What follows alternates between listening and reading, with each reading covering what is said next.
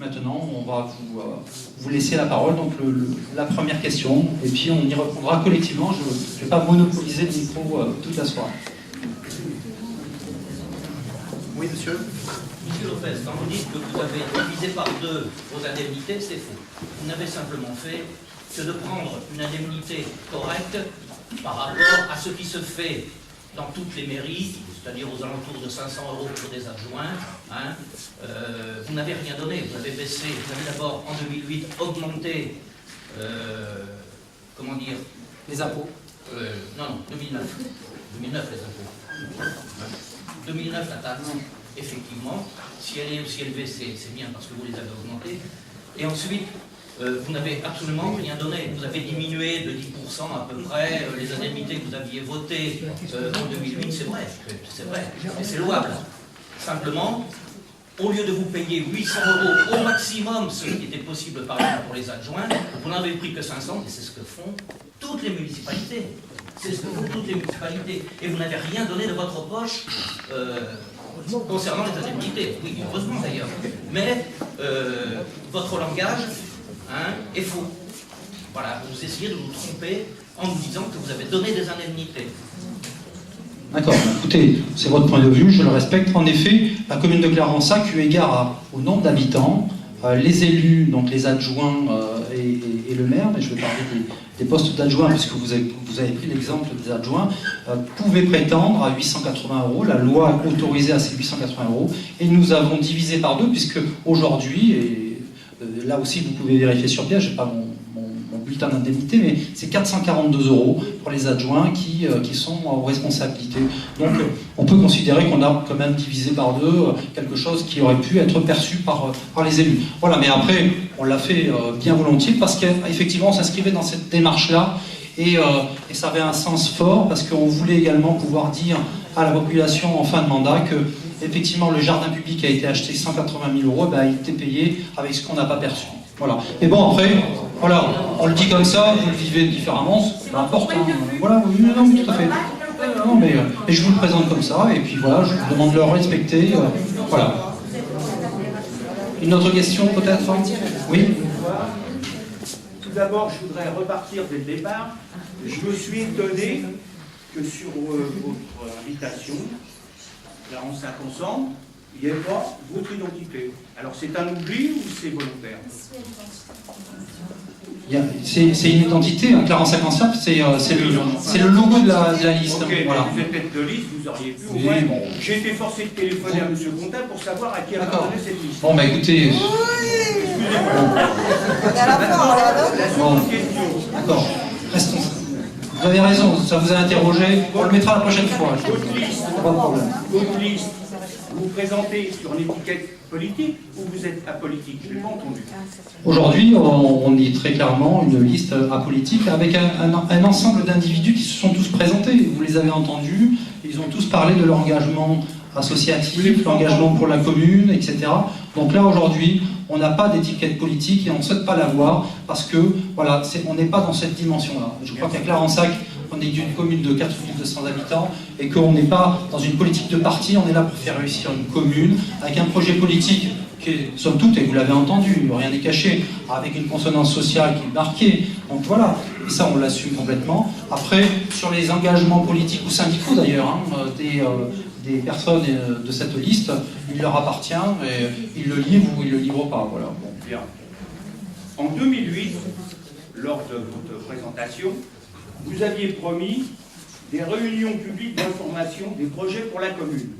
Je vous ai entendu dire qu'il y en avait eu plein. Moi, j'ai jamais été invité. Alors, il y a des gens invités. Non, après, toutes les publications ont été faites dans l'écho du Gris, dans le journal de Clarensac. Après, effectivement, on a pu déplorer à certaines régions assez peu de monde, mais les invitations étaient complètement ouvertes. Et c'est vrai que dans la liste que je vous ai présentée tout à l'heure, elles étaient nombreuses. Bon, voilà, certains y ont répondu, d'autres pas. Après, c'est comme un peu l'écho du Griffe. Hein. Bon, certains le lisent, d'autres s'en servent pour caler un meuble. Bon, après, après effectivement, on a des moyens. Oui, après, voilà, c'est un moyen de communication. Il y en a sûrement d'autres. Et dans cette équipe, en effet, on a évoqué un certain nombre d'autres pistes pour améliorer cette communication. Donc on aura d'autres moyens de communiquer à l'avenir qui seront sûrement plus dynamiques et iront au plus proche des habitants. Mais je pense que la réunion publique, en effet, et pourtant moi je me souviens d'un certain nombre de réunions publiques où il y avait une salle pleine et ça avait été même compliqué. Donc, Sous votre mandature ? Oui, bien sûr. Mais comment les gens sont venus? Vous les avez invités? Il s'est passé dans le journal, oui, bien sûr. Ah, tout acheté le journal. C'est affiché à la mairie, il y avait eu des articles. Enfin, je pense quand même que quand il y a des projets pour la commune, surtout des projets importants, on doit faire des réunions et en parler, en débattre avec les citoyens qui sont des contribuables. Vous avez complètement raison, monsieur Ravier. Moi, je vous rejoins complètement. Après, il est difficile d'aller chercher les gens dans leur salon. Mais on peut s'améliorer et je vous Vous avez bien mis une convocation pour venir ce soir, je vous donc une réunion publique, vous pouvez avertir. Je pense que là, on est dans un contexte particulier où les gens sont sensibles aux réunions politiques pour les élections. Bon. Non, mais moi, je vous entends et vous avez sûrement une part de vérité. Vous avez sûrement une part de vérité et on en prend bonne note et il faudra qu'on s'améliore pour les prochaines réunions publiques qu'on mettra en place parce que c'est un engagement qu'on prend également. Donc, la communication, c'est très important. C'est primordial, vous avez complètement raison. Monsieur Lopez, excusez-moi. Non, mais c'est très bienvenu le mot communication. Voilà, en quelques mots, je pense que le moment est bien choisi. J'ai eu l'occasion de rencontrer toutes les personnes, les têtes de liste qui sont sur place cette année. J'ai eu la chance de les rencontrer dans la rue. Ils faisaient leur campagne, leurs achats, on va dire. Et je leur ai proposé un projet qui, avec un ami, me tient beaucoup à cœur depuis des années et qu'on n'en avait jamais parlé. Pourquoi? Parce que c'est un projet qui est quand même assez important, mais qui, je pense, peut intéresser pas mal de personnes dans la Rhône. C'est-à-dire, le projet, c'est que nous souhaitons créer une radio sur la Rhône, qui s'appellerait Radio Rhône, évidemment. Bon, alors, je vous fais part que on a contacté le CSA, nous avons le feu vert du CSA. J'ai eu une réunion personnellement avec le président de la Chambre de la CCI. Nous avons eu une réunion avec M. Ravier. J'ai vu M. Bazin. Nous attendons une réunion avec M. William Dumas. Et alors notre projet, voilà, toutes les personnes que j'ai rencontrées, qui sont éventuellement en possibilité d'être élues, le projet que je leur ai fait part, le souci qu'on a, c'est d'avoir un local. C'est trouver un local qui servirait de support à la radio. Alors, comme c'est une radio qui va être créée sous la loi de 1909, ce sera que du bénévolat. Nous allons traiter tout ce qui est événementiel sur la Rhône, tout ce qui est culturel, tout ce qui est fête émotive, peinture, exposition, tout ça. On va au niveau du financement, ça nous échapperait un peu. Voilà. Alors, je sais qu'à l'heure actuelle, il faut taper à toutes les portes pour avoir très peu. Mais j'en ai enfoncé beaucoup. Alors, je ne sais pas, M. Lopez, je vous pose une question. Est-ce que vous êtes, je ne dis pas que vous allez vous engager aujourd'hui, mais est-ce que vous êtes susceptible de vous engager à trouver un local de 40 mètres carrés pour créer de la communication dans la Rhône? Merci. Merci de votre initiative. Ça va me permettre de reparler un peu de moi, mais très, très brièvement. En 1980, j'ai fait partie de ceux qui ont lancé les radios libres. Donc je connais bien le monde de la radio. J'en ai fait pendant 4 ans, avant de quitter mes parents et de rentrer dans l'armée. Et donc effectivement, c'était une passion à l'époque. Et j'étais à l'époque dans le Var. Et donc du coup, votre proposition, je pensais bien que c'est quelque chose qui peut que me séduire. Alors, ça va faire circuler tout le monde. Forcément, je n'allais pas vous dire non, vous n'aurez rien, et on ne veut pas entendre parler de votre projet. Alors après, sérieusement, parce qu'on est des gens sérieux, et que vous me connaissez, on se connaît, tu sais que je ne m'engage pas comme ça, donc on te rencontrera de façon sérieuse, et on mettra tout en œuvre, effectivement, pour que ce projet aboutisse. C'est non seulement intéressant pour ce que tu souhaites porter, je ne connais pas encore véritablement ton projet, mais en tous les cas, ce que tu en as dit ce soir, et par rapport à ce que moi j'ai pu vivre dans les années 80 et me battre pour que ces radios libres existent et puis deviennent légales, parce qu'à l'époque, en 80, c'était interdit. Avant que François Mitterrand soit élu, effectivement, les radios libres étaient interdites. Donc j'étais un peu dans l'illégalité, mais c'était la jeunesse. En moins de 18 ans, on faisait des fois un peu les fous. Donc voilà, c'est un projet qui m'interpelle. Et puis après, il y a une équipe qui a, avec des jeunes, des dames qui ont prévu de se mobiliser sur le milieu associatif et sur des projets nouveaux. Donc moi je conçois également la mission de maire. C'est pas celui qui fait tout à la place de tout le monde. Il y a 27 personnes, et ben chacun aura sa part de responsabilité et chacun pourra se faire plaisir. Parce que quand on est élu, on doit être là aussi pour faire plaisir aux habitants et se faire plaisir.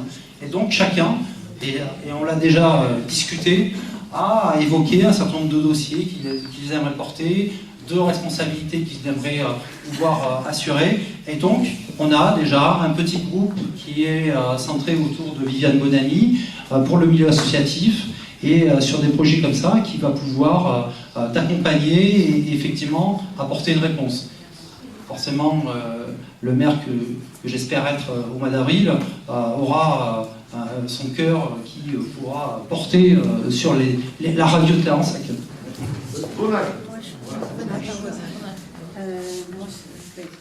Ça va être peut-être plus difficile à entendre, mais vous n'êtes pas sans savoir qu'il y a de l'insécurité dans le centre de Clarensac, de l'incivilité, je dirais presque. On a eu à déplorer récemment un cambriolage dans une petite rue, une personne âgée qui a été cambriolée. Nous-mêmes, nous avons subi la semaine, au début du mois, on a brûlé notre voiture, on a volé, on a brûlé notre voiture neuve. Actuellement, on sent qu'il y a un peu d'insécurité.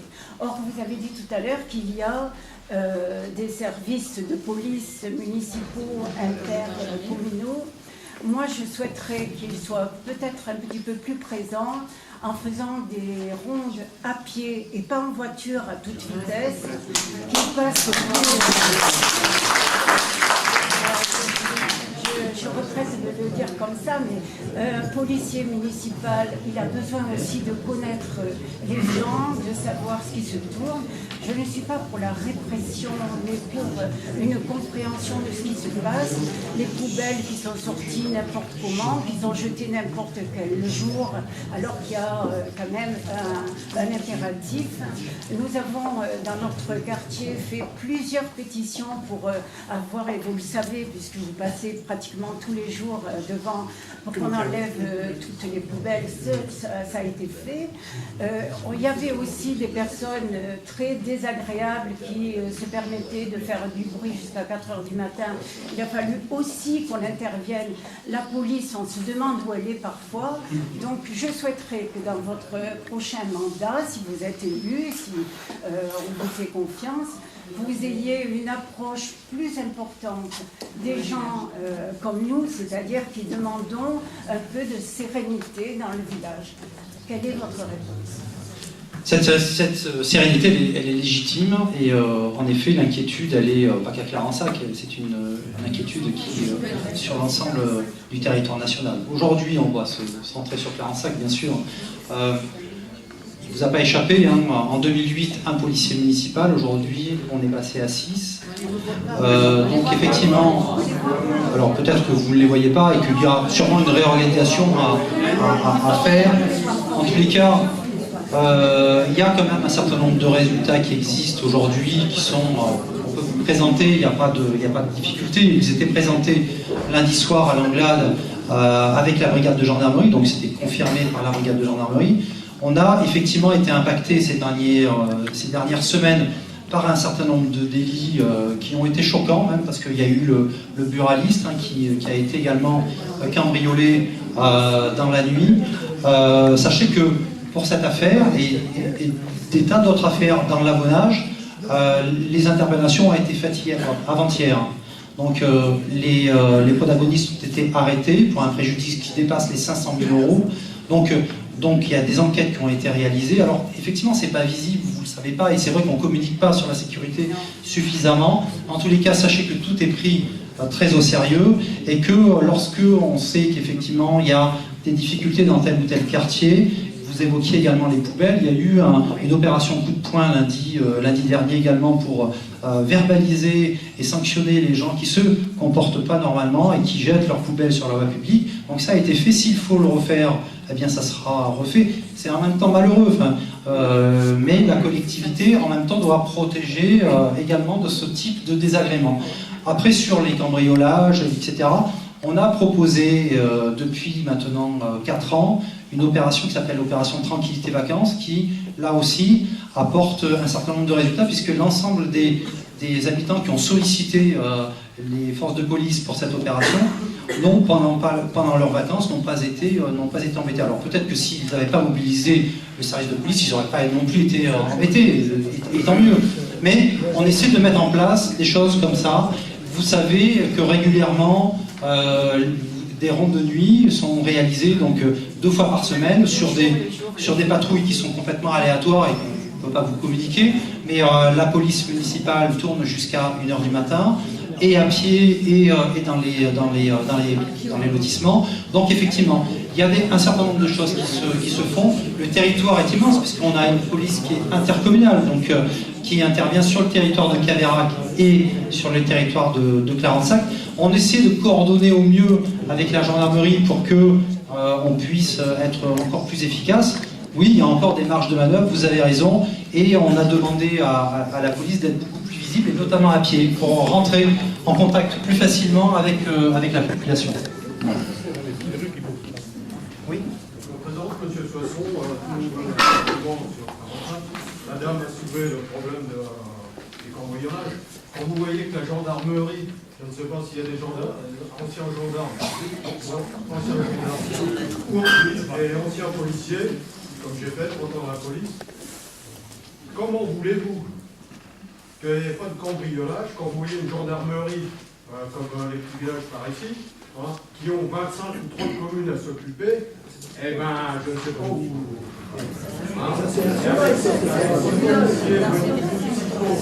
Il y a, comment dirais-je, à 6 policiers qui viennent sur 3 ou 4 communes.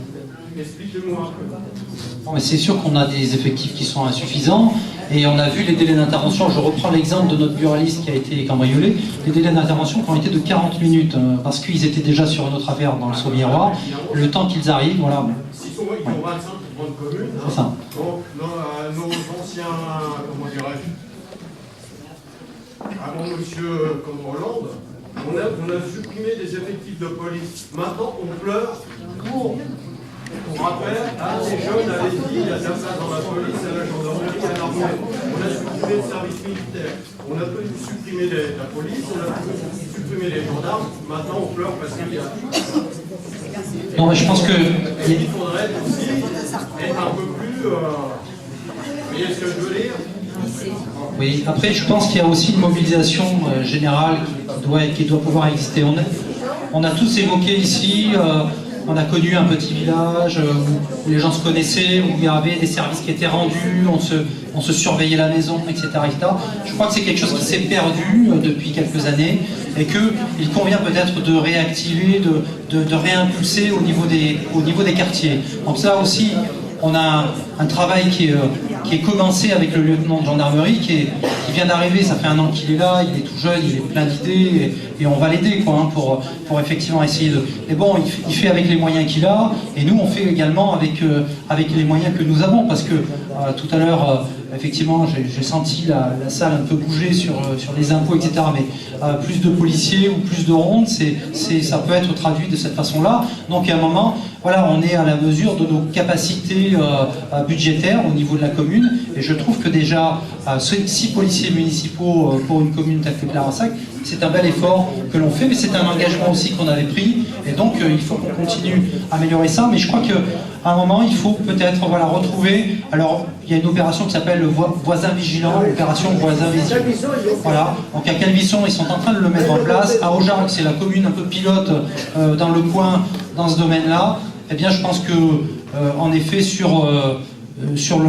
à partir du mois d'avril, on peut imaginer, si nous sommes élus, bien sûr, de travailler dans ce sens pour qu'à un moment, eh bien, on ne soit pas juste à prendre son téléphone et faire le 17 et attendre que ça arrive parce que ça vient de loin et puis on les voit arriver. Alors, c'est pour l'anecdote, quand ils arrivent de Calvisson, s'il y a quelqu'un qui est sur la côte, ils ont un quart d'heure tranquille à Clarensac pour faire ce qu'ils ont envie de faire. Donc là aussi, ça veut dire qu'il y a des complices, etc. Enfin, c'est des structures qui sont organisées. Ça ne veut pas dire qu'on les a pas attrapés, puisqu'ils sont tombés. Il y a plus de 12 personnes qui ont été appréhendées, donc c'est un beau coup de filet. Mais bon, toutes les fois où on n'a pas pu, effectivement, ça crée un sentiment d'insécurité, de mécontentement, et qui touche tout le monde. Et moi, le premier, moi, quand je quitte mon domicile pour quelques heures, je ferme tous les volets, voilà, parce que je suis vigilant. Et c'est pas normal. Je reviens sur la police municipale. Effectivement, moi je dis 6 policiers municipaux pour Caméral et pour Clarensac, c'est pas mal. Simplement, ces gens-là, comme le disait la dame, mais elle parle un peu moins fort que moi, ces gens-là, ils se baladent en break. Vous les voyez 3-4 dans le break qui filent. C'est pas ça. Il faut qu'ils soient à pied dans les rues. Les gens, ils voient 3 cambriolages. Ils n'ont pas été faits la nuit, ils ont été faits en plein jour. Hein? C'est pas filer en break, faut qu'ils se baladent dans les rues, faut qu'ils regardent. Là au moins, les gens verront qui sont là. Oui, non. Et puis il n'y a pas que ça. C'est l'encadrement qui fait. Le nombre, vous parlez de nombre, on n'a jamais assez de personnes, c'est pas le nombre qui fait, c'est la qualité des gens et l'encadrement des gens. On reviendra tout à l'heure sur le service technique. D'accord. Vous n'allez pas mobiliser la parole, il y a tellement de personnes qui sont présentes qu'on va essayer de faire circuler la parole. Alors, il y avait une question devant. Monsieur Faudil et puis après Madame Tosca. Je voulais vous poser une question qui concerne quasiment tout le monde. Ouais, je vais crier alors. Je vais vous poser une question par rapport à la déchetterie, la route qui mène à la déchetterie. Alors, sous votre mandat, sous le mandat de Georges Bazin, la question qui a été posée, c'est pourquoi Clarensac ne veut pas financer cette route communale qui mène à la déchetterie. Cette route communale doit coûter 70 000 €. Elle n'appartient pas, effectivement, à Clarensac. Elle appartient à Langlade. Par contre, le candidat précédent qui a fait une réunion publique a dit clairement qu'il s'engageait jusqu'à hauteur de 30 000 €, si je me souviens bien, à aider Langlade et si d'autres villages de l'Avonage s'intégraient dans le financement, à aider pour réparer cette route. Vous étiez, quand j'ai posé la question à l'époque à Georges Bazin, il était dans la négation. Vous, aujourd'hui, quel est votre point de vue par rapport à cette déchetterie? Merci de votre question, parce qu'elle concerne beaucoup de personnes, parce qu'on va souvent jeter des choses là-bas. Non, il n'était pas dans la négation, Georges. Il était dans l'incompréhension de la réponse de la collectivité de Langlade. On a toujours proposé de contractualiser sur cette portion de route pour qu'en effet la charge totale soit supportée par Langlade. C'est le droit, là, on ne va pas écrire le droit. Mais qu'en contrepartie, on avait la possibilité de reverser quelque chose qui aurait pu être réparti entre toutes les communes qui utilisent cet espace. Et puis, il y a une deuxième piste qui avait été évoquée, c'est de demander à Nîmes Métropole, qui a la responsabilité de la déchetterie, de prendre l'accès à cette déchetterie en responsabilité également. Donc cette étude a été un peu laborieuse et n'a pas encore abouti, puisque la communauté d'agglomération n'a pas tranché. Donc c'était les deux pistes intéressantes. Après, moi je n'ai cessé de prôner pendant ces 6 années de répartir les charges qui sont des charges communes. Je m'explique. On a un beau collège et c'est pas moi qui vais le critiquer, j'étais le président du GPE qui s'est battu pour que ce collège soit installé à Clarensac. Donc j'en suis plutôt fier. Mais effectivement, on a supporté seuls les voiries d'accès à cet établissement scolaire. Donc je pense qu'on aurait pu effectivement répartir, à l'époque, quand ce collège a été construit, avec les élus de l'époque, et j'en étais pas, donc j'en parle très, très librement, on aurait pu prévoir une répartition de cette charge entre toutes les communes utilisatrices de cet espace scolaire. La même chose pour la halle de sport. Cette halle de sport qui est utilisée par un grand nombre d'habitants, et tant mieux, mais pas que de Clarensac.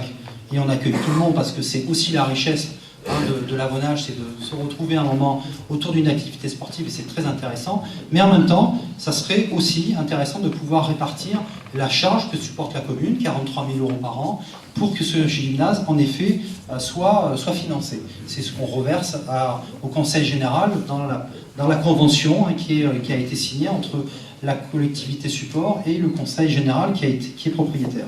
Donc là aussi, on a des marges de manœuvre pour pouvoir faire tomber des charges et améliorer la situation. Mais bon, quand on fait des propositions, quand la négociation se met en place, si les élus qui sont face à vous ne veulent pas, ben, écoutez, ça devient compliqué. Et on a été face à cette difficulté. Donc l'engagement, bien sûr, et après Jean, peut-être, si tu veux compléter, on sera sur cette mutualisation. Je ne peux pas dire, tiens, j'aurais souhaité qu'elle existe pour la halle de sport, pour le collège, et refuser de la mettre en place pour la déchetterie. Donc oui, c'est une évidence, il me semble qu'il faut, et ça a trop tardé, il faut enfin qu'on trouve un terrain d'entente pour pouvoir réaliser cette voie correctement, pour que chacun puisse aller jeter ses déchets sans exposer une roue ou une jante. Voilà, enfin. Mais c'est malheureux qu'on en soit aujourd'hui, après 3 années de débat, encore au même stade, parce que rien n'a avancé. Alors, Madame Dioska, vous avez une question? En matière de sécurité, je dis, bien sûr, et quand ça doit être vigilant. Comment peut-on être vigilant quand on a des maisons qui sont sur des murs de 2 mètres? Est-ce normal? Après, je crois que s'il appartient, vous savez, la municipalité, elle ne peut pas tout faire. Il appartient à chacun de se... Oui, non, mais on peut interdire tout ce qu'on veut. Et puis, les crépis, on a écrit à tous les gens qui n'avaient pas de crépis. Et c'est Jean qui a produit ce... Oui, non, vous avez raison. Mais c'est affreux. C'est affreux. Les gens n'en crépissent pas leur maison. Alors, ils ont l'argent pour faire construire des piscines, parce que derrière leur mur, ils ont des piscines. Ils n'ont pas l'argent. C'est un vrai problème, vous avez raison. Vous avez des voisins qui sont dans cette situation.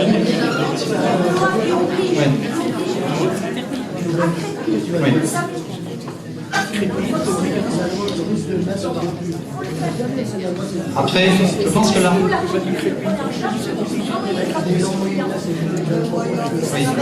Après, je pense que on est dans une société, je le disais, s'il vous plaît.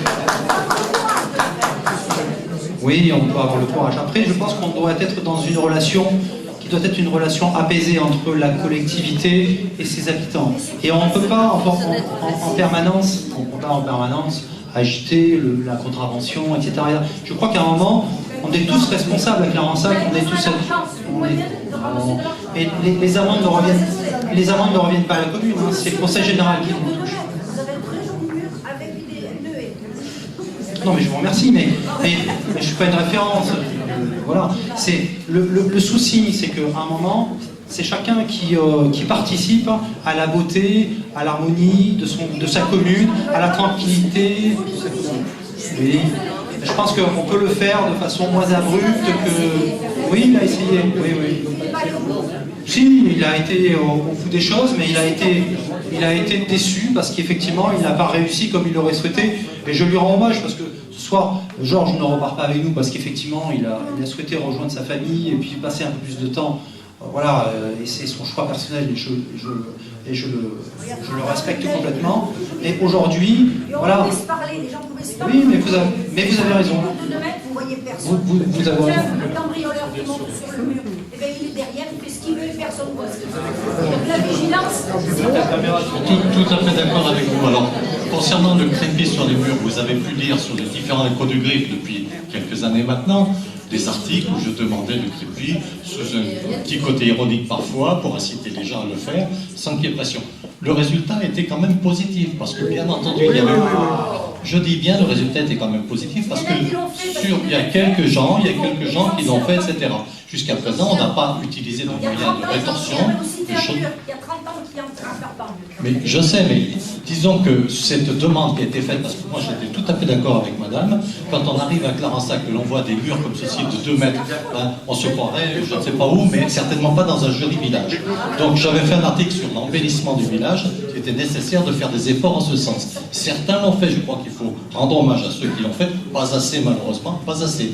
Maintenant, pour ce qui est des murs de clôture comme ceci, il est sûr que dans la révision du PLU qui va se faire maintenant, bientôt, il faudra que ces choses-là, ces murs de clôture, soient pris en compte.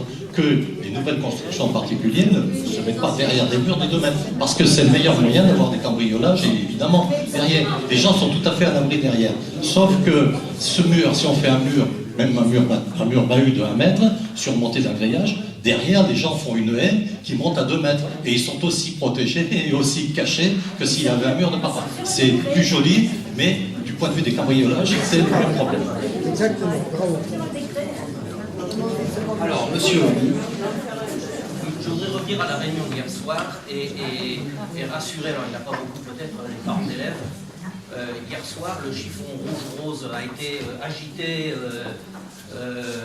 plusieurs fois en disant que si la municipalité actuelle ne passait pas, peut-être qu'on n'était pas sûr que l'aménagement du temps scolaire soit fait correctement ou autre, ou qu'on reprenne l'association prévue. Bon, J'ai pas entendu la même chose que vous. oui. Si. Après, on peut avoir des ressentis différents. Oui, mais c'est normal, on n'est pas de même sensibilité peut-être.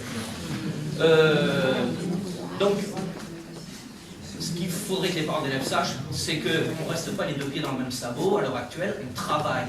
On travaille énormément, et même depuis des années, sur des dossiers, entre autres sur les finances, mais également, et depuis que c'est sorti, sur l'aménagement du temps scolaire. Alors effectivement, nous n'avons pas toutes les données que vous avez concernant l'encadrement et concernant la qualification des personnels municipaux, parce que nous ne sommes pas aux affaires, mais nous avons déjà préparé, bien évidemment. Et bien évidemment, si nous arriverons à vous remplacer, nous saurons faire, et nous ferons. Et nous ne casserons pas forcément tout ce qui a été fait. Hein. Hier soir, on a cru comprendre que, attention, hein, voilà, hein, suivant qui vous mettez, bon, voilà. Ensuite, vous parliez des policiers municipaux. J'avais pas compris votre question par rapport au projet éducatif territoriaux. Oui, tout simplement, je voulais dire. Ah, c'était pas une question. Non, c'est pas une question, c'est un constat. Vraiment une question. Que pensez-vous de la convention Mamoudzou qui a consisté à détacher des policiers municipaux alors que nous, on voulait des policiers municipaux présents dans notre ville. Que pensez-vous? Vous l'avez signé. Bon, je vais d'abord, parce que vous avez abordé le PEDT, je crois que c'est important qu'on y revienne un petit peu longuement, parce qu'on a senti hier, effectivement, qu'un certain nombre de personnes sont parties un peu frustrées parce que manquant d'informations. Effectivement, le projet éducatif territorial, c'est un projet qui est majeur, et c'est un projet qui est porté par Nathalie Hosto et toute son équipe depuis plusieurs mois. Aujourd'hui, ce projet éducatif territorial, il est conséquent, et je le disais tout à l'heure, par rapport au projet éducatif que Viviane Baudamy a mis en place il y a 4 ans sur le temps périscolaire. Donc on a une grande cohérence par rapport à tout ça. Et effectivement, l'expérience qu'on a pu acquérir par rapport à ça, elle est là. Et on la revendique en effet parce que tout ça a été présenté à un certain nombre d'organismes, et je les cite, la CAF, puisqu'on a dû présenter effectivement ce projet. On a présenté également notre projet éducatif territorial, également à l'inspection d'académie. Vous avez entendu hier le secrétaire général l'évoquer. Et dans ces 3 instances-là, qui sont des instances majeures, et qui sont aussi des instances qui donnent des financements spécifiques, les 3 nous ont félicités pour la qualité des travaux qui ont été présentés par Nathalie et son équipe, et se sont engagés à financer à des fortes valeurs le PEDT de Clarensac. Et on a vu qu'il avait un coût, et vous n'en êtes pas non plus...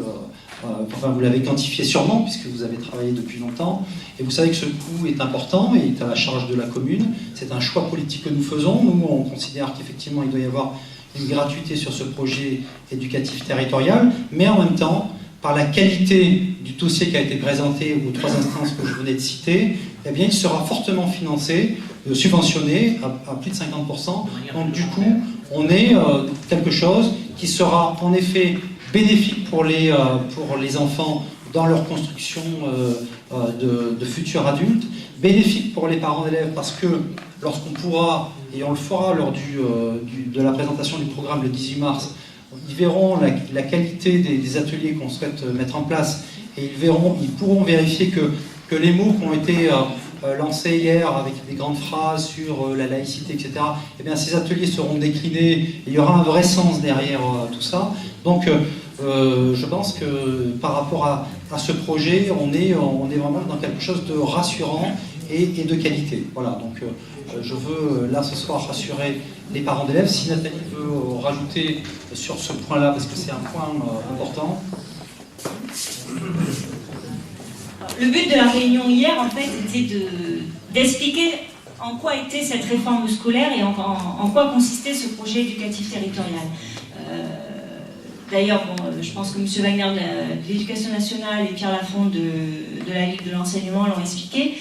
Après, il faut savoir qu'il y a eu un travail de fait donc, sur le squelette de ce projet éducatif territorial. À aucun moment on a dit que quiconque n'était pas capable de prendre la suite de ce projet éducatif. Simplement, effectivement, le squelette a été monté, mais il n'est pas question pour le moment de travailler sur la mise en place de cette réforme, parce que c'est surtout ça qui a posé problème hier soir sur la réunion. La mise en place de cette réforme, chacun se l'appropriera quand il sera élu.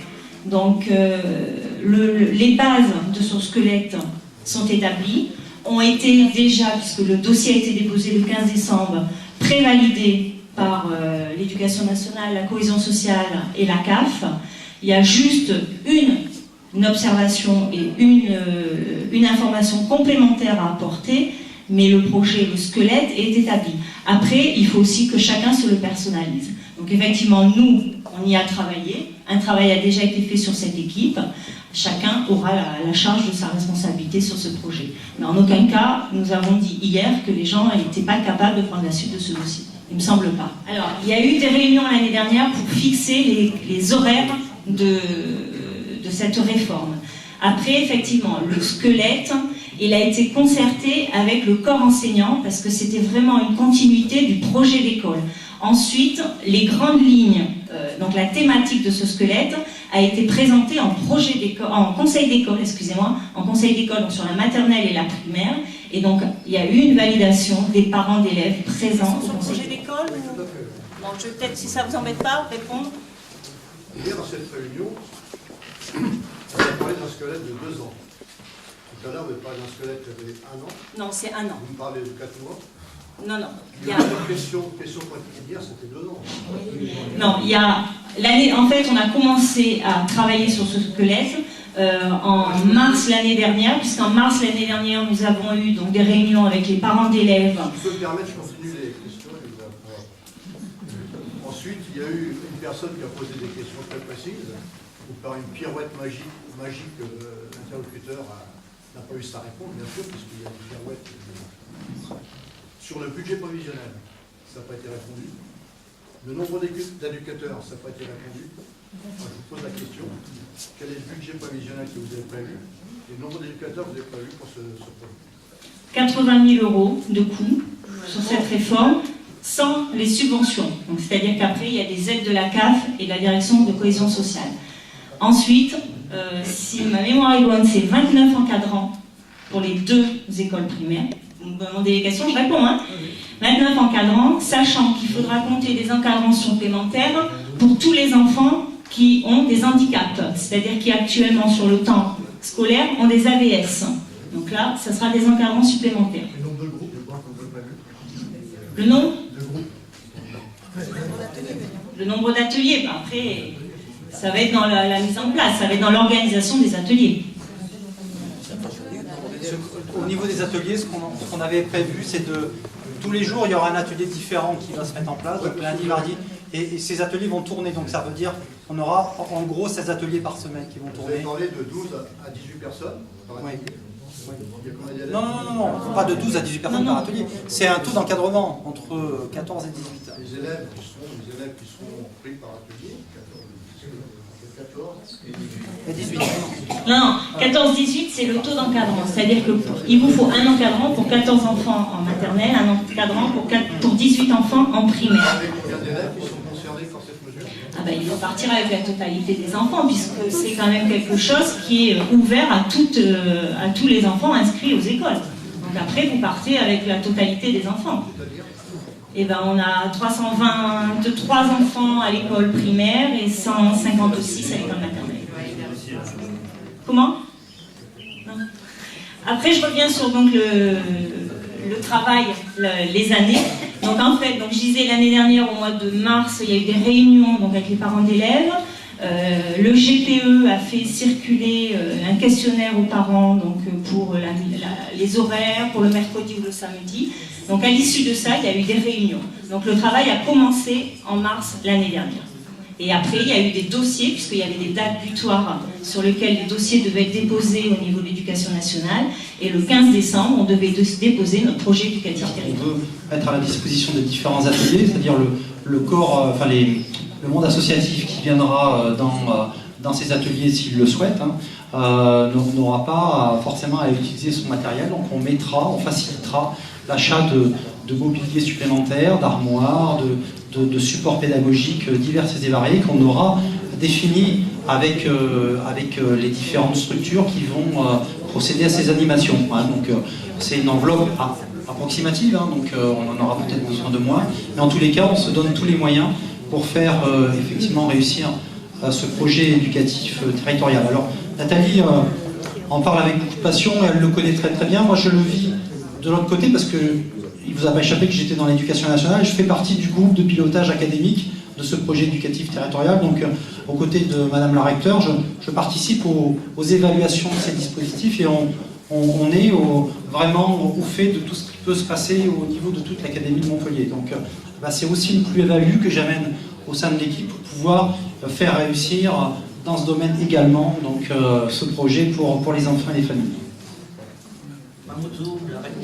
Oui, donc là, écoutez, la signature est établie pour cet échange de formation avec ces personnels. Bon, ils viennent consolider les effectifs de la police municipale sur des temps qui sont définis avec un calendrier qui est clair. Je pense que c'est de la plus-value. C'est aussi, quand on est dans une démarche de formation, c'est aussi intéressant et pour nos effectifs et pour les gens qui viennent nous rencontrer, de découvrir un coin et de découvrir des pratiques. Et on a envoyé également dans ces contrées donc un agent pendant à peu près 4 mois qui en est revenu un peu déçu. Mais voilà, ça fait partie des partenariats qu'on doit établir avec les départements qui font aussi partie de la France. Donc voilà, c'est une plus-value dans la commune.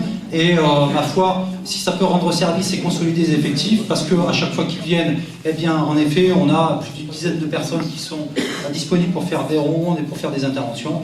Eh bien, c'est tout bénéfice pour nos communes de Cadarache et Clarensac. Sauf quand les nôtres ne sont pas là. Sauf quand les nôtres sont là-bas. Non, il n'y en a qu'un seul qui part. Il n'y en a qu'un seul qui part, monsieur. Pardon ? Il a été remplacé. Quand il est parti, il a été remplacé. Il a été remplacé. Il ne vous a pas échappé qu'une dame est arrivée entre-temps. Voilà. Donc il y a eu un tuilage, pour reprendre le mot d'hier, il y a eu un tuilage dans ce domaine-là. Moi, si c'est une femme, je vois bien que c'est...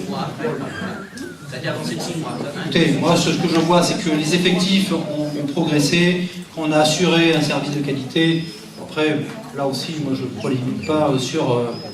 plus 1, moins 1, la dame, pas la dame, ça a été prévu et effectivement tout ça a été avancé de 6 mois avec le départ de M. Christophe Dubon sur l'île. Donc voilà, on a assumé cette responsabilité tout à fait normalement. Alors, Madame Navarro et puis Marjorie. Pour revenir sur la sécurité ou l'incivilité, moi je pense que c'est quand même l'affaire de tous. Oui.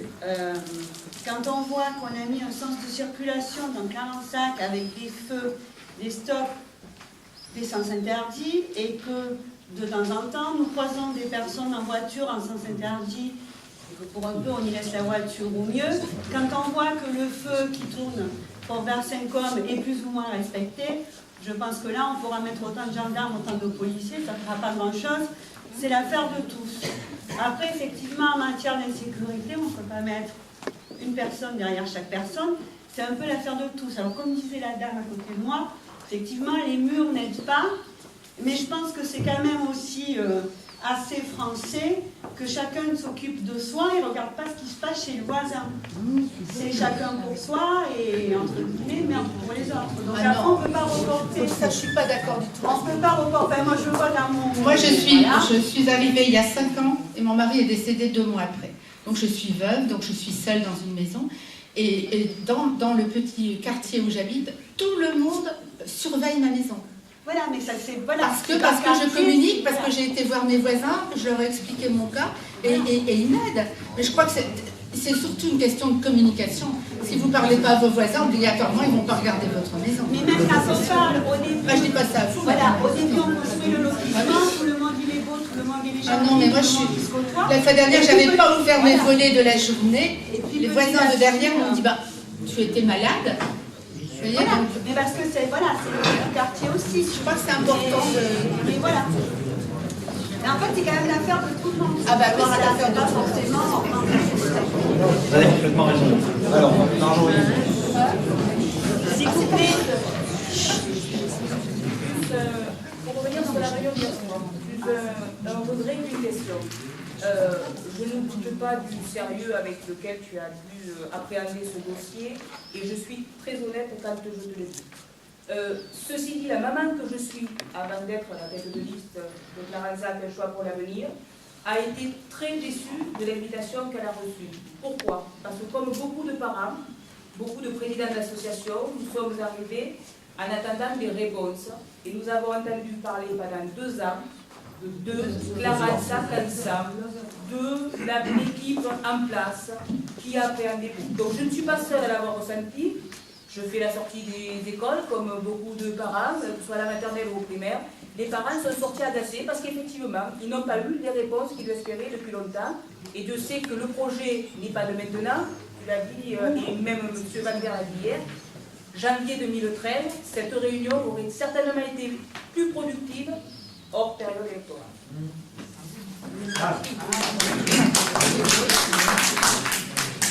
En effet, elle aurait pu être positionnée un peu avant. Après, on attendait aussi un certain nombre de cadrages au niveau de l'inspection d'académie. Et hier, on n'a pas voulu faire aussi parce qu'on aurait pu effectivement aller beaucoup plus loin dans les réponses. Et on aurait là aussi eu des reproches en disant vous êtes trop précis, vous avez fait comme si vous étiez les élus du mois d'avril, etc., etc.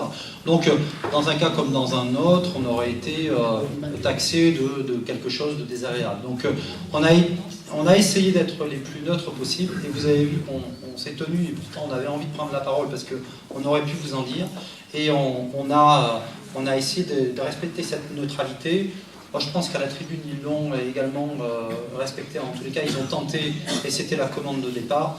Et en effet, il fallait également faire attention à ce devoir de réserve qu'on devait avoir hier, parce qu'hier, on était les élus de la commune. Ce soir, nous sommes les candidats à l'élection du mois de mars. Mais hier, nous étions les élus aux responsabilités. Madame ? Si vous arrivez à la mairie, verra-t-on le jour d'un distributeur de billets école?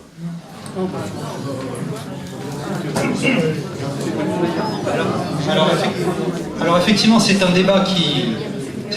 C'était une proposition qu'on avait mise dans notre programme, et tout à fait. Ça a été... c'est compliqué. On a sollicité un certain nombre de banques. La Poste en premier, parce qu'on considère que la Poste, effectivement, a toute légitimité, puisqu'elle est déjà sur la place, et que, voilà, c'était naturel qu'elle puisse s'installer. Donc on a saisi, on est monté jusqu'au président de la Poste à Paris, et on a fait intervenir le sénateur pour appuyer notre demande, et on a eu une fin de non-recevoir, qui est écrite et qui est consultable. Vous la demandez à Georges, c'est lui qui l'a dans ses dossiers, il vous la présentera. Il y a une nouvelle demande qui est partie au mois d'octobre, parce que la stratégie de la Poste, la stratégie nationale de la Poste a changé, et donc on a peut-être une chance d'obtenir l'installation du distributeur, pas avant les élections, je ne vais pas vous mentir et vous faire croire qu'on aura réussi, etc. Je ne sais pas du tout mon genre et je ne fonctionne pas du tout comme ça. Mais aujourd'hui, cette demande est à nouveau réactivée auprès de la Poste, et on a fait aussi un certain nombre de demandes demandes auprès du Crédit Agricole, de la Caisse d'Épargne, qui ont décliné tout ça, pour des raisons principalement de sécurité. Et je le disais tout à l'heure sur les délais d'intervention de la gendarmerie, effectivement ils sont aujourd'hui trop longs et donc posent un réel problème sur notre commune. Alors après il y a un spécialiste de la banque et je vais lui laisser bien volontiers la parole. Vous savez que dans le temps, il y a quelques années, circulait énormément d'espèces. On réglait tous nos achats en espèces, les banques regorgeaient d'espèces. Et j'ai été amené aussi à faire installer des distributeurs de billets. Depuis que la carte bancaire a connu des progrès techniques très importants, l'ensemble des transactions aujourd'hui se font par carte. Si bien qu'aujourd'hui, vous pouvez assister, il n'y a aucun braquage dans les banques, c'était mon souci majeur, qu'il n'y a plus rien. Et vous voyez que toutes les dépenses qu'on fait actuellement sont réglées par d'autres moyens que les espèces. Les banquiers, quand on installe un distributeur, c'est les banquiers, hein, c'est ni la mairie, ça dépend uniquement des banques, des organismes financiers. Quand vous installez un distributeur, vous avez un coût d'achat, mais ce n'est pas tant ça le coût d'achat. Il vous faut une structure, renforcer, sécuriser, faire venir des convoyeurs, et c'est un coût. Ces convoyeurs, maintenant aussi, on leur confie la gestion des caisses, des espèces, et c'est un coût. Le banquier doit assurer aussi une assurance. Il doit mettre aussi des moyens techniques pour diffuser les informations qui servent aussi à comptabiliser. Si bien que moi-même, il y a 2 ans, j'ai sollicité un collaborateur, un directeur d'exploitation, pour l'inciter à installer. Lui aussi a fait une étude de coût, et pour ça, vous n'en aurez pas. Plus qu'il y a aujourd'hui, et c'est récent, il y a de nouvelles dispositions qui sont prises. Il y a des organismes financiers qui vont autoriser les buralistes à ouvrir des comptes. D'accord? Et vous aurez déjà d'autres sources, d'autres moyens d'avoir aussi quelques espèces. C'est normal quand on veut 10 euros, 20 euros, 30 euros, qu'on est obligé de alors, prendre une voiture. attendez. C'est pas tout le monde qui peut conduire, il y a beaucoup de personnes âgées. C'est certain, madame. Mais c'est certain. C'est pour ça que lorsqu'on a sollicité la Poste, elle a refusé parce qu'elle aussi, c'était le moyen pour la Poste, ils ont un effectif sur place, d'assurer une certaine maintenance et d'amoindrir les coûts. Ça n'a pas été le choix de la Poste. Et chaque organisme financier, c'est sa volonté, c'est sa décision. Vous ne pouvez pas leur imposer. Même si parfois on n'apprécie pas leur attitude, mais c'est une question de... D'accord, mais la mairie est quand même là pour faire quelque chose. Mais elle fait quelque chose. Mais elle sollicite des banquiers. Voilà. Elle sollicite les banquiers, mais si les banquiers ne veulent rien faire, vous ne pouvez pas, vous, installer un distributeur, vous n'êtes pas habilité à le faire. C'est tout. Alors, vous avez ça, mais on fait des tests aussi dans des régions de France, par exemple avec des portables. On est en train de tester le portable pour permettre des retraits quelque part et de régler les petites sommes. Vous avez le Monéo, vous avez d'autres moyens qui se mettent en place. À très court terme, vous verrez même que la carte va tendre à disparaître, sera remplacée par un seul support. On n'en est pas là. On fait des tests, madame. On fait des tests. Et ils sont... Chez le pluraliste, on peut retirer. Alors, vous avez le pluraliste aussi. Alors, il y avait une question au fond là-bas. Ouais. Dans le sens où moi je suis petit commerçant et Oui. pour régler une baguette de 25 centimes, Oui. Oui. donc je ne peux pas régler par carte bleue un petit peu 10 euros, sinon ça me coûte trop de prix. Je voulais juste savoir si effectivement vous avez parlé concernant les places de parking pour les commerces.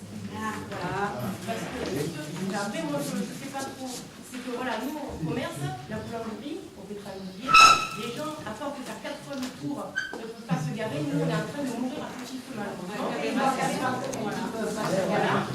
Alors la solution, c'est là, à la salle.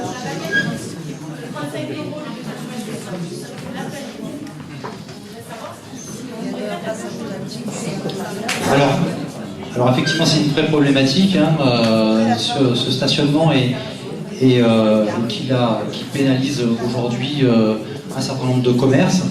On a demandé au service technique de retravailler en fait le plan de stationnement qui avait été validé au mois de novembre. qui avait été installé donc en décembre. On a vérifié qu'effectivement il n'était pas satisfaisant et on assume complètement cette erreur, donc on va la corriger. Et donc il y a un arrêté, je l'ai vérifié pas plus tard qu'hier avec la secrétaire générale, qui va permettre de remettre en place un certain nombre de nouvelles places. Après, là aussi, je ne suis pas là pour vous vendre de la soupe, comme on dit, parce qu'on est dans une période propice. Je suis là pour parler vrai et pour parler honnêtement. Si on rajoute 10 places de parking, ça sera le grand maximum. Donc ça veut dire qu'aujourd'hui, il faut aussi aller, et ça rejoint un peu l'idée des murs qui montent, il faut aussi travailler sur les comportements des habitants et sur les gens qui utilisent ces places de parking toute la journée. Je crois qu'on a recensé avec la police municipale, malgré tout, qui est de temps en temps aussi sur la place, on a recensé un certain nombre de véhicules qui sont des véhicules en place toute la journée et qui pénalisent donc le passage et la circulation de clientèle pour vos commerces. Donc il faut à un moment que ces gens qui occupent des places de parking, qui sont d'ailleurs en zone bleue souvent, et qui commencent à être verbalisés, on a demandé une montée en puissance tranquillement, parce que bon, il faut le disque, il faut l'appréhender, etc., etc. Donc il faut que les gens comprennent qu'à un moment, au-delà de la convenance personnelle, que je peux aussi entendre, parce qu'on n'a pas envie d'aller faire 50 mètres de plus, mais parce qu'on aime bien être garé en bas de chez soi, mais aujourd'hui, voilà, on habite dans un village où les places sont contraintes, il y a eu un certain nombre de garages qui ont été transformés en habitation, en locaux d'habitation, et donc il y a des places de stationnement qui ont disparu. Donc on a aussi une population qui a cru, je vous le disais tout à l'heure, il y a 4200 habitants aujourd'hui, donc c'est une population importante. Et la solution qu'on a également donc, en proposition rejoint également l'écoquartier, puisque dans cet écoquartier, c'est 80 places de parking qui vont être créées. Alors certes, un certain nombre seront occupés par les habitants de cet écoquartier, ils seront une petite quarantaine, mais vous aurez quand même un certain nombre de stationnements qui seront prévus également pour les commerces. Donc ça veut dire que globalement, on va pouvoir étendre la zone de stationnement jusqu'à cet espace-là. Alors effectivement, ça fera marcher 150 mètres. Mais en fin de compte, je me suis amusé à compter un peu les pas qu'on faisait quand on allait à Cap Costières, entre l'endroit où on déposait notre voiture et le magasin où on arrivait pour acheter et on fait largement plus de 500 mètres. Donc je pense que si on trace un rayon de 500 mètres autour du Griffe, on va jusqu'au temple, on va jusqu'à la salle Marcel-Légon et devant le parking devant les écoles, et on va pratiquement jusqu'aux arènes. Donc vous voyez, si on a le même cheminement intellectuel, lorsqu'on va à Nîmes et qu'on accepte de déposer sa voiture à 500 mètres du lieu d'achat de ce qu'on va réaliser, et si on le reporte sur notre village, eh bien les choses sont de suite beaucoup plus simples. Alors je ne dis pas que c'est la solution extraordinaire, etc., mais je crois qu'à un moment, face à une contrainte et personne n'aura de solution magique avec une baguette, tiens, tac, je trouve 50 places de parking. Enfin, on l'aurait trouvé, je ne pense pas que dans l'équipe et dans l'équipe qui part et dans l'équipe qui est devant vous, qu'on n'ait pas pu trouver ce type de solution. Mais je crois qu'à un moment, voilà, il faut arriver à faire entendre raison aux personnes qui occupent ces places. Et il y a eu quelques verbalisations hier pour essayer d'impulser des choses. Voilà, c'est aussi par petites touches homéopathiques qu'on fait évoluer les comportements des gens. C'est super important. Aussi pour les gens qui n'ont pas de véhicule, et s'il y a beaucoup de commerce dans les villages neufs, tout à fait. ça nous tient vraiment à... Mais en 2008, quand j'avais relancé ce projet d'écoquartier,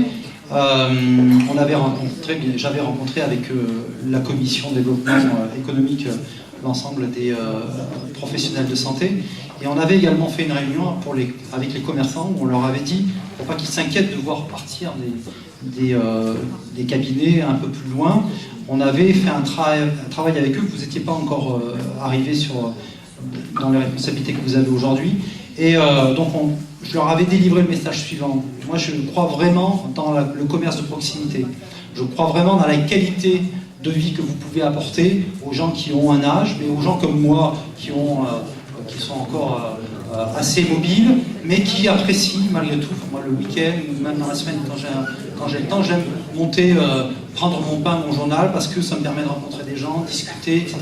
Et quand on décide de venir dans un village comme Clérensac, c'est aussi ça qu'on vient chercher. C'est une forme d'échange, de proximité, c'est ça qui est intéressant. Donc je crois que là, il faut qu'on se mobilise en effet pour soutenir les commerces de proximité. Et d'ailleurs, l'engagement qu'on a pris également avec les médecins qui vont quitter leur cabinet, alors pour certains ils en sont propriétaires, pour d'autres ils sont locataires, mais on va tous les accompagner pour qu'à la place de ces locaux qui vont être vacants, eh bien puissent arriver de nouveaux commerces. Et ça sera aussi le travail de cette équipe pour qu'on puisse améliorer l'offre de commerce et l'offre de services sur Clarensac. Clarensac, parce que c'était un petit village. Vous aimez le petit village. Nous-mêmes, nous sommes venus de Bretagne pour nous rapprocher d'abord de nos enfants qui sont enseignants à Nîmes. Donc on a choisi le village parce que c'était un village. Est-ce que dans votre projet, sachant que l'infrastructure ne suit pas, vous avez l'intention de faire de Clarensac une agglomération de Nîmes avec une population de plus en plus importante, et l'esprit du village, qu'est-ce que vous en faites? N'est-elle pas déjà? Je ne sais pas, mais en tous les cas, il ne vous a pas échappé que les finances de la commune sont contraintes. Chacun le sait, je le sais, et donc on ne peut pas non plus, par rapport à ça, développer Clarensac dans tous les sens. Donc il y a aussi cette contrainte budgétaire qui va nous obliger à... Mais parallèlement à ça, on a aussi une obligation légale de réaliser un certain nombre de logements pour accueillir des personnes qui ne pourraient pas être propriétaires. Donc par rapport à cette contrainte, il faut aussi qu'on soit en capacité de montrer à l'État qu'on s'inscrit dans cette logique avec la vitesse que la commune peut accepter eu égard de ses finances et eu égard aussi de son plan local d'urbanisme qui aujourd'hui pas voté. Il est en plein débat, il sera mis sur la place publique après les élections et ça, là aussi c'est un choix de l'équipe sortante qui n'a pas voulu ficeler en vitesse ce PLU avant la fin du mandat. Donc le PADD a été lancé, enfin c'est une consultation avec les objectifs que la commune se fixe, etc. Enfin, et qui est quelque chose de très ouvert, qui va permettre à nouveau là, de se retrouver en réunion publique pour discuter de l'aménagement de Clarensac et de l'aménagement futur. Et chacun aura la parole, chacun pourra s'exprimer. Il y aura un commissaire enquêteur qui sera présent et qui entendra chacun de vos propos. Et la collectivité et l'équipe qui sera en place, j'espère Clarensac Ensemble, pourra effectivement se servir de ce que vous allez exprimer aussi pour enrichir la vision qu'elle a de cette commune aujourd'hui. Mais il n'est pas possible, compte tenu des contraintes que je viens d'évoquer, de voir exploser la population de Clarensac. Elle l'a déjà explosé. Entre 2008 et aujourd'hui, on a pris 1000 habitants. Et le POS n'a pas changé. Il n'a pas été ouvert. On a été sur le POS ancien, que les autres municipalités ont connu.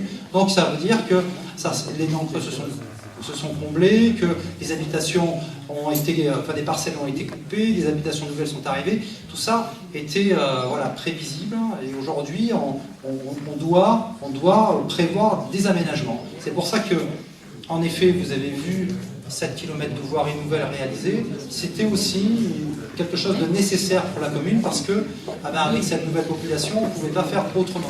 Donc effectivement, et ça n'avait pas été évoqué ce soir, mais on l'évoquera sûrement à la prochaine rencontre, la dette, l'emprunt, le budget, tout ça, on a essayé de mettre de la cohérence par rapport à tout ça et on s'est servi de l'emprunt pour pouvoir effectivement réaliser des infrastructures capable d'accueillir toute cette nouvelle population dans de bonnes conditions. Quand on est arrivé à Clarensac, pour certains depuis plus de 30 ans, ils étaient contents d'avoir des infrastructures de qualité. Aujourd'hui, on le doit encore aux habitants qui continuent à arriver. Et donc, on a eu cette obligation-là de proposer des routes de qualité, une école en bon état, etc. etc., etc. Je pense que, voilà, on ne peut pas arrêter la machine et dire, bon ben maintenant, on fait pas de route, ça serait déraisonnable de raisonner de cette façon-là. Il faut avancer à la mesure de nos moyens, et c'est ce qui a été fait aujourd'hui depuis 2008, puisque les impôts ont été augmentés une fois et pas plus, et depuis on réalise un certain nombre de choses. On n'a jamais réalisé autant dans un mandat qu'avec cette équipe qui quitte les responsabilités. Il n'y a jamais eu autant d'infrastructures, qu'elles soient routières ou de bâtiments, qui ont été réalisés depuis longtemps. Donc on doit en être fier et en effet on le revendique assez fortement. Là, si vous prenez les dernières réalisations, que ce soit le en plus du tour de ville en fait, et le stationnement que vous allez donc refaire, qui va encore coûter de l'argent.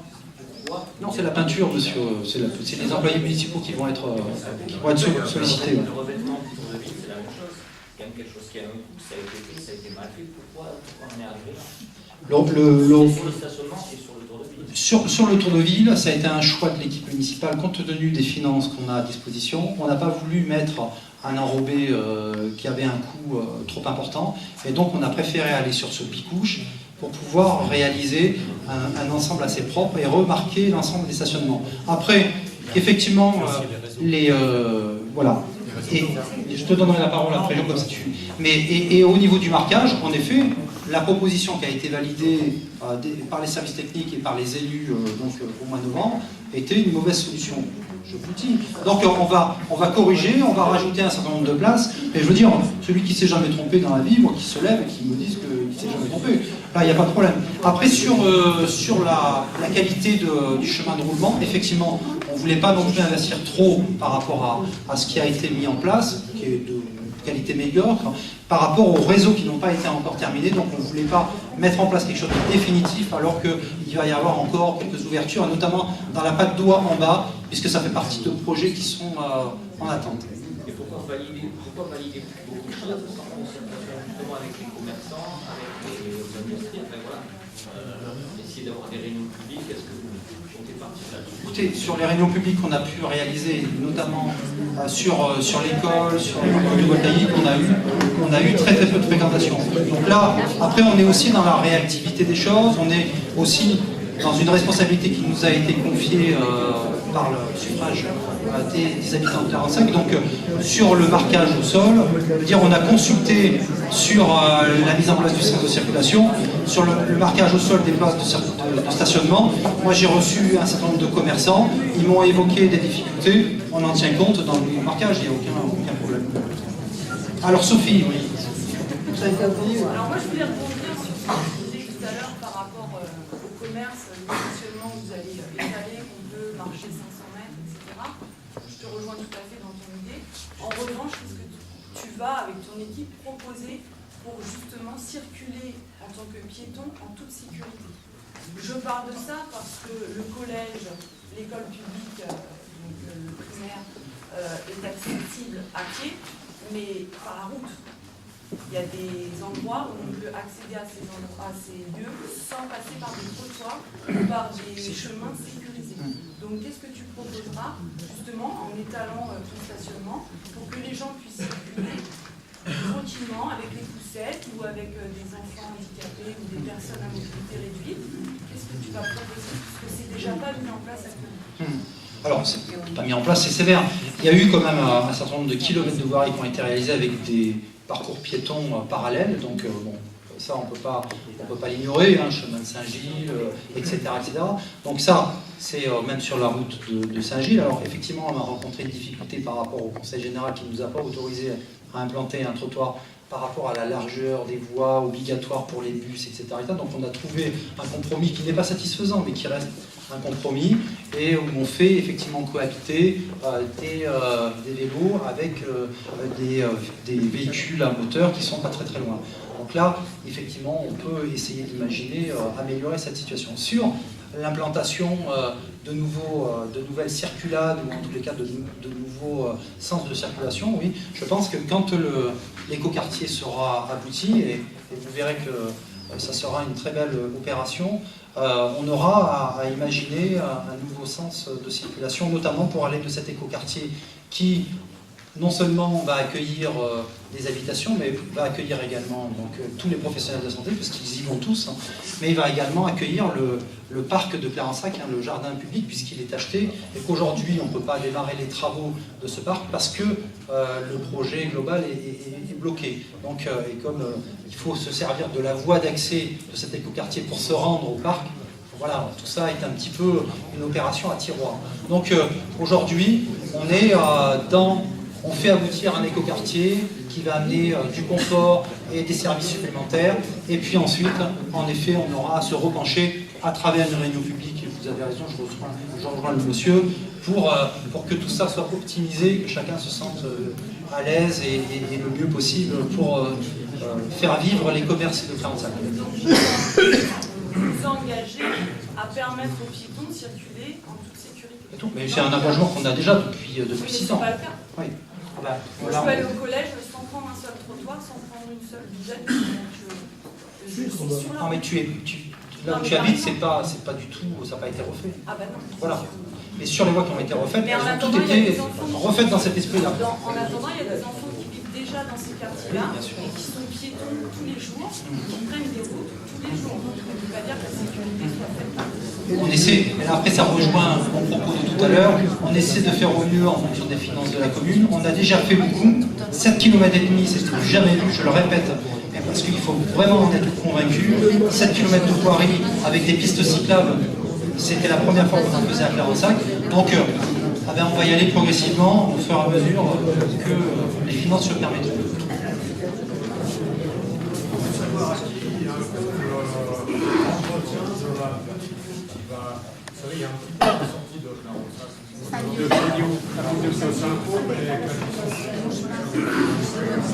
Alors c'est le chemin de Saint-Dionysie. Alors effectivement après le pont du Rhône-Hiver, ça appartient à Saint-Dionysie, donc là aussi c'est QFD par rapport à la route de l'Anglade pour la déchetterie, donc on n'a pas la possibilité.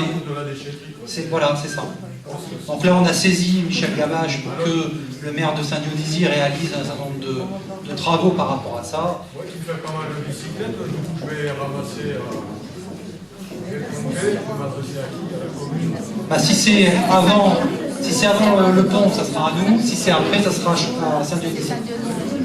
Voilà. Écoutez, je pense que il est 9h15. On va vous proposer de peut-être poursuivre la discussion. Non, mais on va pas arrêter. On va poursuivre la discussion autour de verre. On a quelques bouteilles à vous offrir et puis quelques jus de fruits également. Et on pourra répondre de façon plus individualisée. En tous les cas, merci de votre visite, merci de votre écoute et à très bientôt.